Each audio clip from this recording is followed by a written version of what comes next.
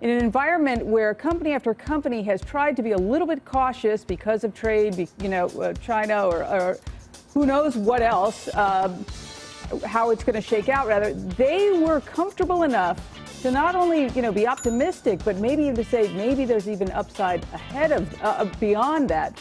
That was really impressive to me. Bold or stupid? I don't think this management is stupid. No, I don't. I think they have a sense of where their business is. And it's that good. And it's that good. Could that change? Of course it could change. But,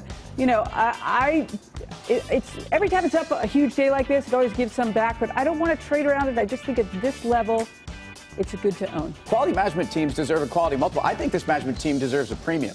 And I think Mary Barra, since she came in, really has streamlined this business. They have 3 distinct profit centers that are crushing it right now. North America is even more impressive because they're only partway through this pickup release cycle, which means there's probably more follow-on room. At $6, which they reiterated for 2018, you guys can easily do the math right now. It's 6 times. And they're paying you 4.5% to be there. Every time they've reported over the last 2 years, they've reaffirmed numbers that they gave you despite the market skepticism. So why did I sell a little bit today? Because I think after a 20% move and a move up to this 36.50 level, I think I can buy that 25% back. And frankly, the way this stock is traded, I think I will. I would rather have today sold some calls against the position right now rather than taking off some of the stock because it is so cheap. And they talk about strong demand. And they talked about the profits they're making, not just here, but internationally. I think that combination, I know we've heard it time and time again, but it sure seems to me like they're delivering now, and that's great. I actually was hoping that this thing would go back and retrace closer towards 30, be a sort of dogs in the Dow into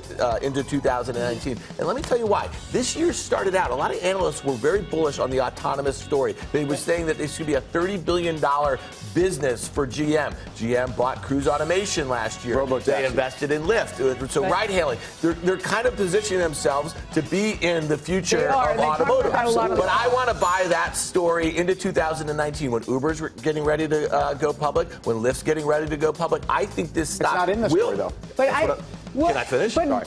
You're freaking out on me here, brother. And I'm just saying, I think that you want to buy this story down and out where that's not being valued for anything because I think that could be a great 2019 story for GM.